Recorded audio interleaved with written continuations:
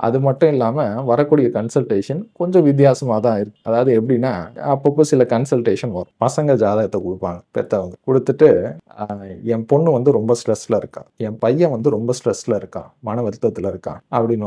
என்னங்க இந்த படிக்கிற வயசு ரொம்ப சின்ன பசங்க தான். ஸ்கூல் படிக்கிற பசங்க. என்ன அதுக்குள்ள என்ன ஸ்ட்ரெஸ் வந்துச்சு அப்படின்னா, என் பொண்ணுக்கு இன்னும் பாய் ஃப்ரெண்ட் கிடைக்கலங்க. என் பையனுக்கு இன்னும் கேர்ள் ஃப்ரெண்ட் கிடைக்கல. இதுவே அங்க இருக்கிற இதுவுல வந்து பசங்க வாழ்க்கையில அது ஒரு பெரிய ஸ்ட்ரெஸ். யோசிச்சு பாருங்களேன்.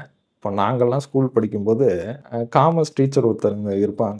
அவங்கள என்னால மறக்கவே முடியாது. ஏன்னா, நாங்க வந்து 11த், 12த் படிக்கும்போது உட்காந்துட்டுருப்போம். இந்த ஜன்னல் ஓரமா உட்காந்துட்டுருப்போம். ஸோ, அப்போ வந்து அ ஸ் கிளாஸ்ல வந்து பிடி பீரியடு அந்த மாரி ஏதாவது நடுவுல பிரேக் பீரியட் வரும் இல்லையா? ஸோ, அப்போ வரும்போது மேல இருந்து ஒரு 9த், 10த் படிக்கிற பொண்ணுங்க வந்து வருவாங்க. வரும்போது இந்த மிஸ் என்ன பண்ணுவாங்கன்னா, நாங்க ஜன்னல் ஓரமா உட்காந்துட்டுருக்கோம்னு சொல்லிட்டு, முதல்ல ஜன்னல போய் சாத்துவாங்க. கதவெல்லாம் சாத்திட்டு தான் அந்த பொண்ணுங்களே கிராஸ் பண்ண விடுவாங்க. அந்த போற ஒரு ஜஸ்ட் ஒரு கொஞ்சம் ஃபியூ செகண்ட்ஸ் தான். ஸோ, அதுல கூட பொண்ணுங்கள நாங்க பார்க்கக்கூடாது அப்படின்றதுல குறியா இருந்தாங்க. ஸோ, அந்த மாதிரி இருந்த காலம் நாங்க படிக்கும்போது. இன்னைக்கு அப்படியே உல்ட்டா. அங்க ஃபாரின்ல இருக்க பசங்களுக்கு ஸ்கூல் படிக்கும்போது கேர்ள் ஃப்ரெண்ட் இல்ல, இல்ல பாய் ஃப்ரெண்ட் இல்ல அப்படின்னாலே பெரிய ஒரு அது ஒரு சோசியல் இது மாதிரி, அவமானம் மாதிரி.